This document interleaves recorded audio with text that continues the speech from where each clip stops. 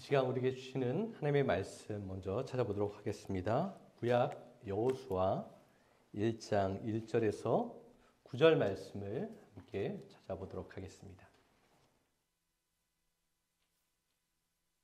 1장 1절에서 9절 말씀을 한 절씩 교독합니다. 제가 1절 말씀을 먼저 읽겠습니다.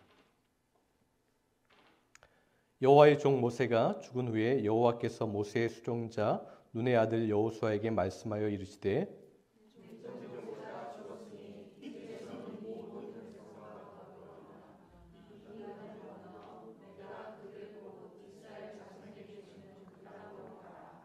내가 모세에게 말한 바와 같이 너희 발바닥으로 밟는 곳은 모두 내가 너희에게 주었노니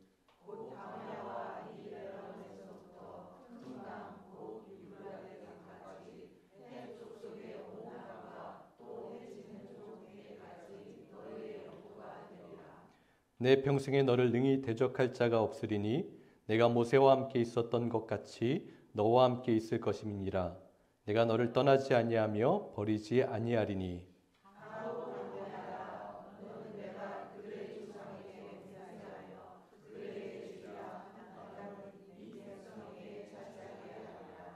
오직 강하고 극히 담대하여 나의 종 모세가 내게 명령한 그 율법을 다 지켜 행하고 우로나 좌로나 치우치지 말라. 그리하면 어디로 가든지 형통하리니.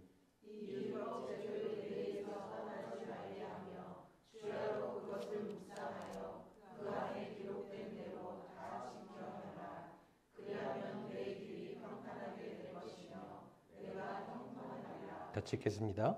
내가 내게 명령한 것이 아니냐. 강하고 담대하라. 두려워하지 말며 놀라지 말라. 내가 어디로 가든지 내 하나님 여호와가 너와 함께 하느니라 하시니라. 아멘. 저와 여러분, 우리들은 스스로를 어떻게 말할 수 있을까요? 우리의 정체성이 무엇이냐라는 질문입니다. 우리는 누구입니까? 이 질문에 대한 답은 아주 분명합니다. 우리는 믿는 자입니다. 그렇죠? 하나님을 믿고 또한 주님을 믿는 믿음의 사람으로 우리는 이 자리에 있어요. 그렇다면 믿는다는 것은 무엇을 뜻할까요? 우리는 믿는다는 말을 아주 자주 사용합니다. 이렇게 사용해요. 너 믿어. 나는 내 자신을 믿어. 나는 내 남편을, 내 아내를 믿어. 나는 돈을 믿어. 나는 정치인을 믿어. 나는 권력을 믿어.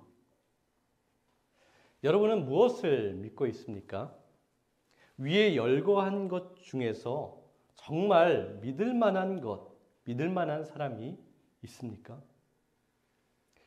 그렇지 않다는 것을 우리는 날마다 뼈저리게 경험하고 있습니다. 그럼 믿음이라는 단어는 신적인 표현이에요. 보잘것없는 피조물을 향하여서 절대 사용할 수 없는 표현입니다. 그래서 믿음은 신비인 거예요. 허무많은 우리들이 가질 수 없는 은총이라고 말씀합니다. 우리를 믿는 자라고 고백할 수 있는 것 자체가 얼마나 놀라운 은총인지, 얼마나 놀라운 축복인지 모릅니다. 그리고 그 믿음의 대상은 오직 하나님이에요. 오직 주님이세요. 그런데 왜 우리가 하나님을 믿기가 이렇게 어려울까요? 그렇죠. 우리가 하나님을 믿는다고 하는데 나의 삶을 보니까 잘 믿지 못하는 그러한 모습이 너무나 쉽게 발견되기 때문에 그래요. 하나님께 집중하지 않고 보이는 현상에만 집중하기 때문에 우리는 믿지 못합니다. 이집트를 탈출했던 이스라엘 백성들이 있잖아요. 그들은 많은 것을 경험했습니다. 그런데 홍해가 앞을 가로막았을 때 그들은 어떻게 원망했습니까? 애굽에서 죽을 곳이 없어서 우리를 이 광야에서 죽게 합니까? 광야에서 먹을 것이 없자 또 하나님은 이렇게 원망합니다. 차라리 애굽에서 종살이할 때가 더 잘 먹었다. 마실 물이 떨어지자 하나님은 이렇게 원망합니다. 우리가 목말라 죽게 된 것을 알지 못한다라고 그렇게 하나님을 원망하고 있어요. 여러분, 이들은 하나님께서 이루신 놀라운 기적을 다 체험한 이후에도 이러한 모습을 보이고 있어요. 이렇게 원망합니다. 그들은 상황만을 보고 있기 때문에 그래요. 그 넘어서 그 상황을 다 주관하시는 하나님의 역사를 보고 있지 못해요. 그런데 진정한 믿음의 사람은 그 모든 것을 주관하시는 그 뒤에 계신 하나님을 볼 수 있다는 사실인 거예요. 모세가 그랬습니다. 모세도 그들과 동일한 상황 가운데 있어요. 모세라고 해서 어려움과 고난을 비껴가고 있습니까? 아니에요. 그 공동체와 함께 있는 거예요. 그도 배고프고 함께 목마르고 고통과 두려움 가운데 있어요. 그런데 모세의 반응은 달랐다라는 거예요. 모세도 이스라엘 백성들과 동일하게 알지 못합니다. 미지의 상황 가운데 있어요. 이 상황이 힘들고 견디기 어려워요. 그러나 모세는 그 현상에 묶이지 않았어요. 그의 마음과 시선은 그 자리에 머물러 있지 않았습니다. 그 시선을 들어서 그 모든 것을 주관하시고 역사하시는 하나님을 바라보았어요. 모세 역시 하나님께서 어떻게 일하실지, 어떻게 인도하실지 알지 못했지만 그럼에도 그는 믿고 있어요. 누구를 믿습니까? 무엇을 믿고 있어요? 하나님을 믿고 있는 거예요. 그리고 하나님께서 책임지시고 인도하시고 먹이시고 살리시고 구원하실 것, 그것을 100% 확실하게 믿고 있습니다. 하나님이 다 하실 것이라는 믿음인 거예요. 모세는 자신에게 하셨던 하나님의 말씀을 기억합니다. 떨기나무 가운데 불로 임하셨던 하나님, 그 가운데 생명의 말씀으로 가득 채워주셨던 하나님, 약속하신 대로 모든 것을 이루어 주셨던 하나님을 그는 알고 있어요. 미리 모든 것을 다 알게 하시고 그 모든 것을 안 상태에서 인도하시진 않았지만 하나님께서 인도하신 대로 따라 걸었더니 하나님께서 가장 좋은 것으로, 가장 최상의 것으로 먹이시고 입히시고 준비하셨다는 것을 그는 경험하면서 알았던 거예요. 여러분, 보이기 때문에, 알고 있기 때문에 믿는 것은 믿음이라고 할 수 없습니다. 믿음은 무엇이죠? 보이지 않고 어떻게 될지 알지 못하는 그 두려움과 그 모든 걱정이 엄습하는 그 상황 가운데서도 하나님을 끝까지 믿는 것, 그것을 믿음이라고 하는 거예요. 성경에서 증언하는 믿음은 무엇일까요? 히브리서 11장 1절에서 3절 말씀 우리 한번 같이 읽어보도록 할까요? 함께 읽겠습니다. 믿음은 바라는 것들의 실상이요 보이지 않는 것들의 증거니 선진들이 이로써 증거를 얻었느니라. 믿음으로 모든 세계가 하나님의 말씀으로 지어진 줄을 우리가 아나니 보이는 것은 나타난 것으로 말미암아 된 것이 아니니라. 믿음이 없이는 하나님을 기쁘시게 하지 못하나니 하나님께 나아가는 자는 반드시 그가 계신 것과 또한 그가 자기를 찾는 자들에게 상 주시는 이심을 믿어야 할지니라. 아멘. 히브리서 11장에서는 주어와 그 동사의 시제가 굉장히 중요합니다. 믿음은 무엇이다라고 이야기하고 있어요. 믿음은 바라는 것의 실체이다. 믿음은 보이지 않는 것들의 증거라고 말하고 있어요. 동사의 시제를 굉장히 강조하고 있는데요. 바로 현재라는 시간을 말하고 있습니다. 여러분, 믿음은 현재, 바로 지금 이 시간, 바로 이 자리 가운데 발휘되는 것, 그것을 말씀합니다. 하나님은 어제의 하나님이나 내일의 하나님이 아니라 영원히 현재, 오늘 가운데 거하시는 영원한 하나님이라고 이렇게 말씀하고 있어요. 그래서 하나님은 모세에게 자기 이름을 말씀하시면서 이렇게 말씀하셨죠.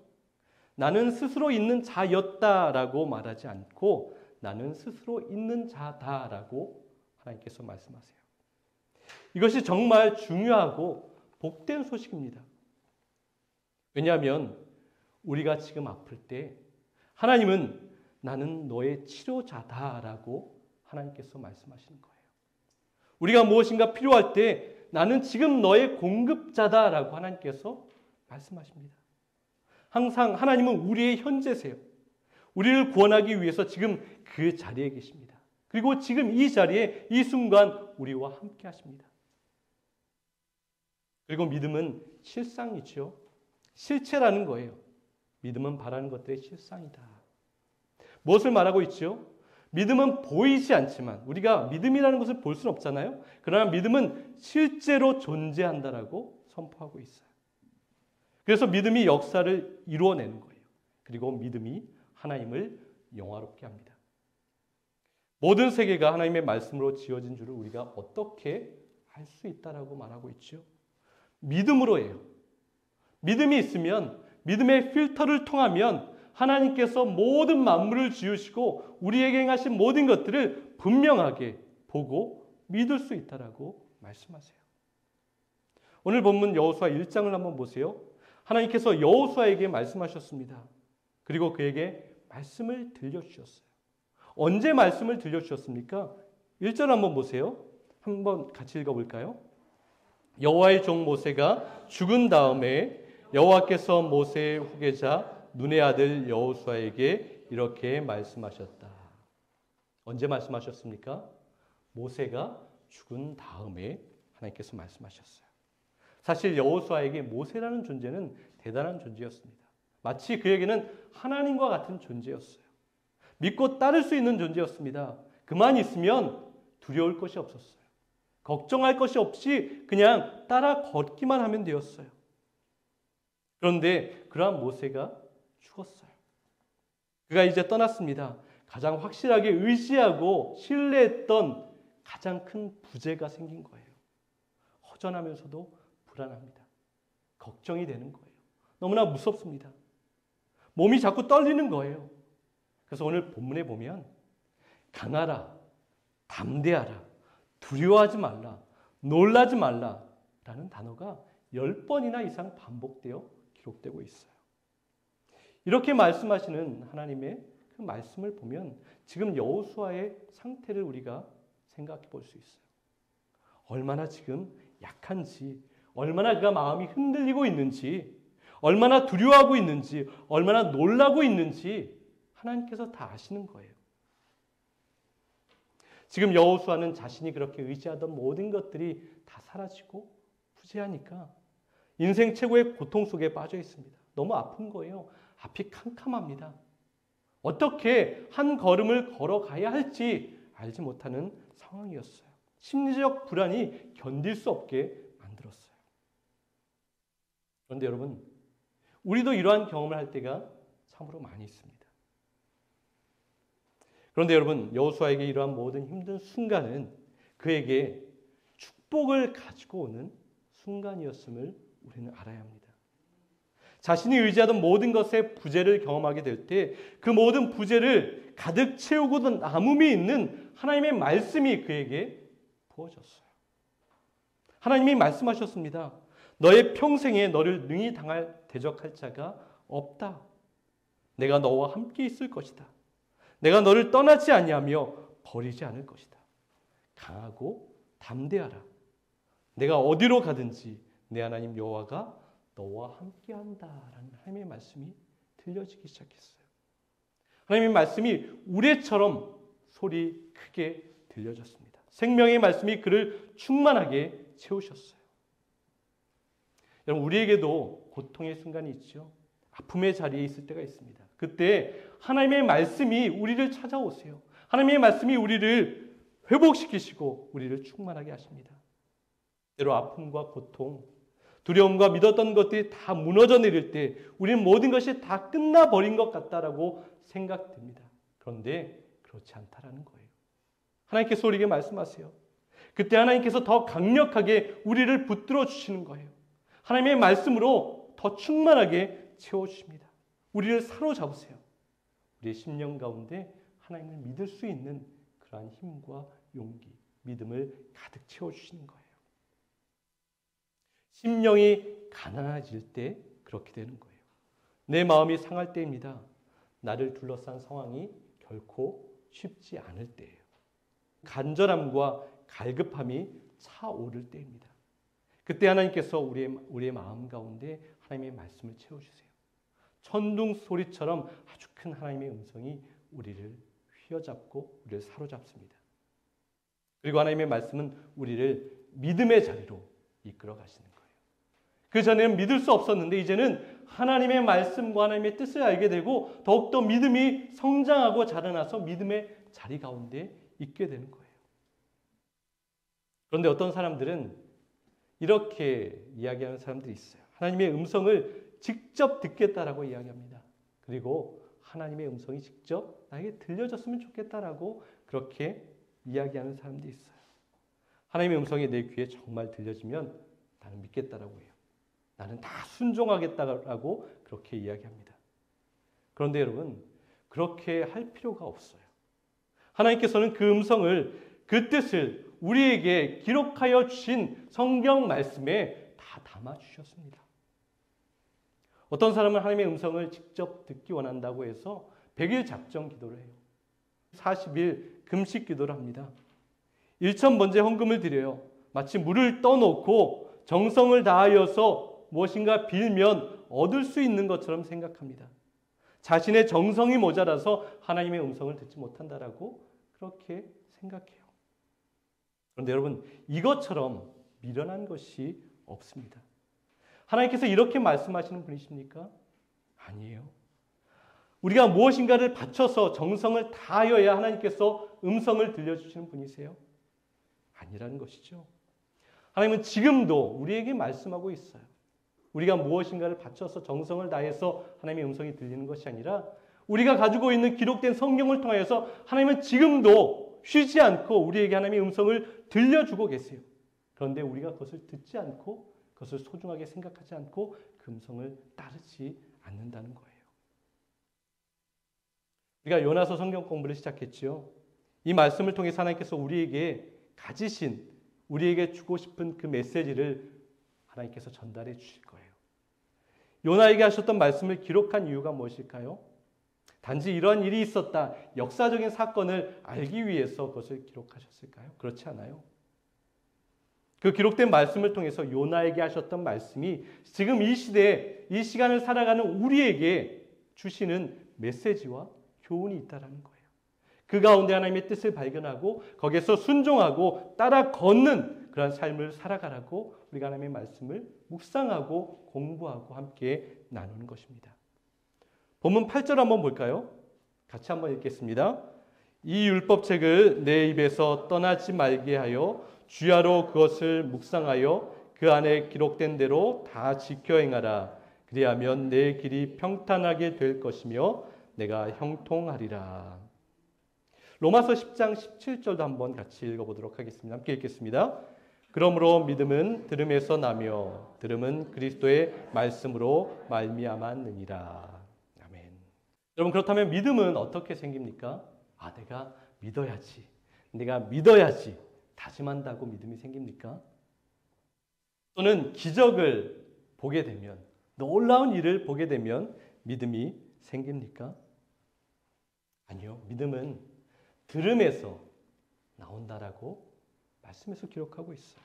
그리고 오직 하나님의 말씀을 듣는 데서 믿음이 생겨난다라고 말하고 있어요. 온전해집니다. 그래서 하나님의 말씀을 우리가 묵상하는 것이죠. 여러분, 하나님의 말씀을 묵상한다라는 그런 이야기, 표현을 많이 들으셨는데요. 묵상한다라는 것이 무엇일까요? 먼저 깊이 생각하고 고찰한다라는 의미를 가지고 있어요. 그리고 반성한다라는 의미도 가지고 있습니다. 숙고하다라는 뜻도 가지고 있어요. 숙고하다라는 것이 무엇이에요? 크게 마음을 거기에 쏟아 붓는 것, 그것을 숙고하다라고 합니다.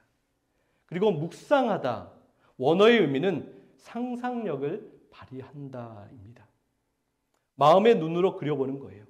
하나님의 말씀이 나를 어떻게 변화시킬지를 그려보는 거예요. 하나님의 말씀이 상대방을 어떻게 회복하시고 어떻게 변화시킬지를 그려보는 거예요. 또 하나님의 말씀이 우리 교회를 어떻게 사용하실지를 그려보는 겁니다. 그래서 우리는 볼 수 있어요. 지금은 참 모나고 부족하기도 합니다. 까칠하고 보잘것없고 누군가에게 상처를 주는 모습일지 모르겠어요. 그런데 하나님께서 말씀으로 나를 변화시키면 내가 어떠한 모습으로 변화될지를 그려보는 거예요. 하나님의 약속의 말씀, 하나님의 거룩한 말씀이 저와 여러분을 거룩하고 용서하고 서로를 존귀히 여기고 서로를 위로하는 모습으로 바꾸실 것을 믿으며 바라보는 거예요. 하나님의 말씀을 사랑하는 자들을 통해서 분명히 이것은 이루어진다라고 우리에게 약속하셨어요. 하나님의 약속입니다.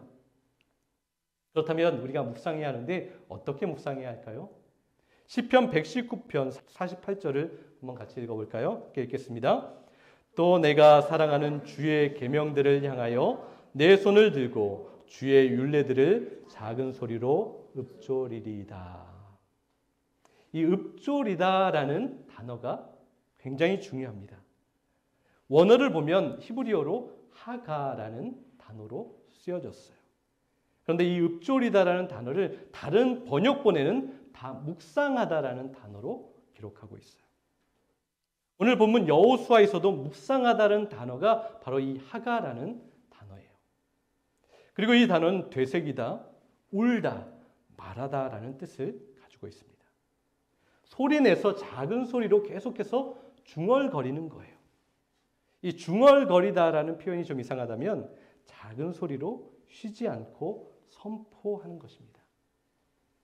그것을 통해서 내 마음과 내 귀에 끊임없이 각인시키는 거예요. 하나님의 말씀을 내 심령 가운데 계속 새기는 겁니다.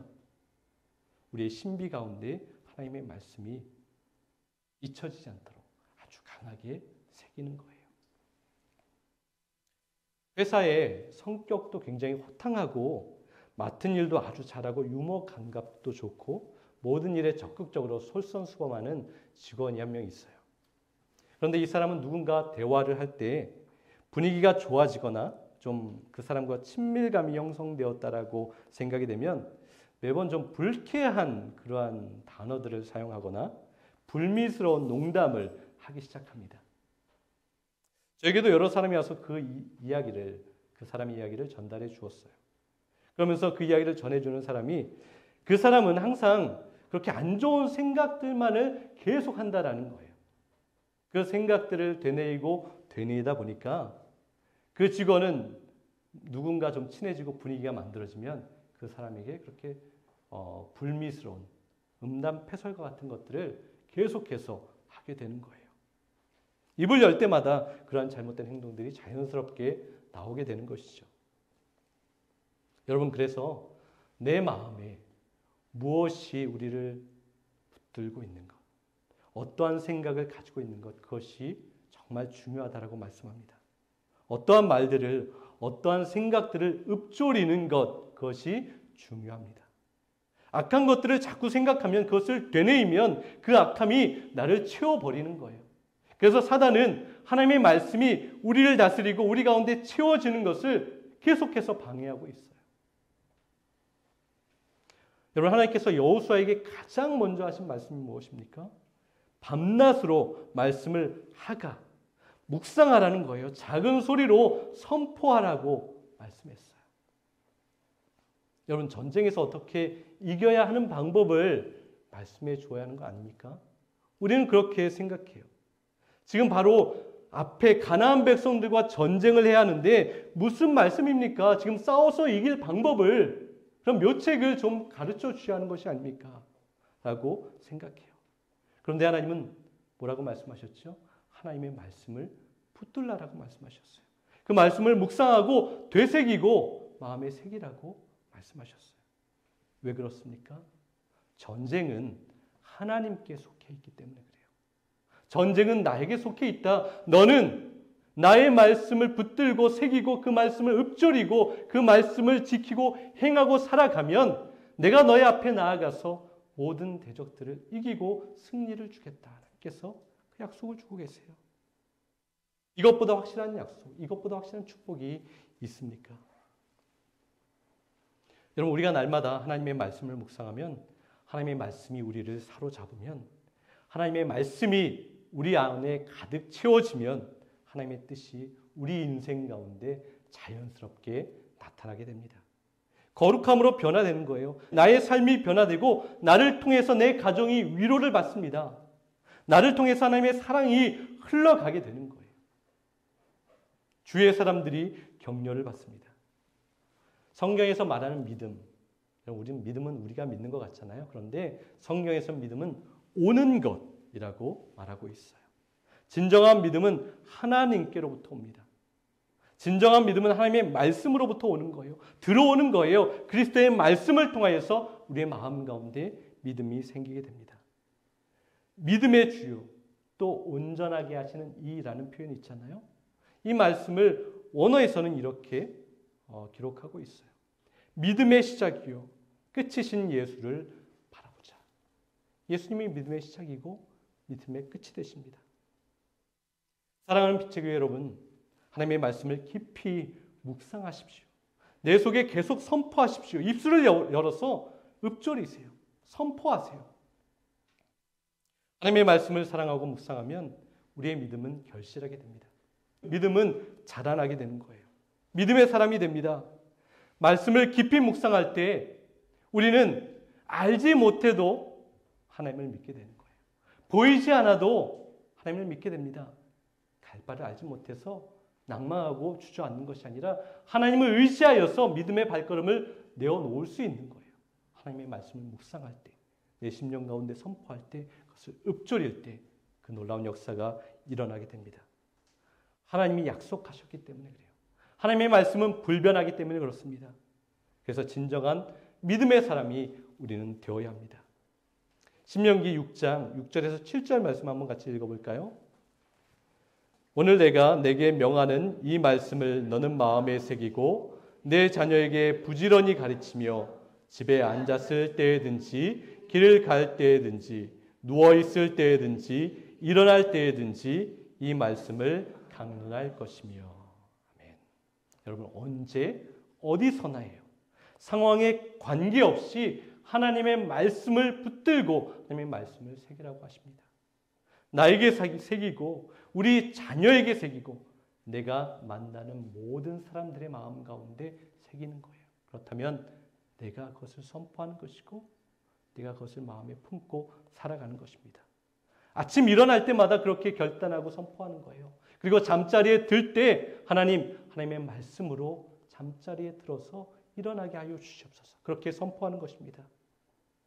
여러분 이 말씀을 한 주 마음에 새기고 그렇게 말씀으로 믿음으로 살아낼 수 있는 저와 여러분 될 수 있기를 간절히 소망합니다.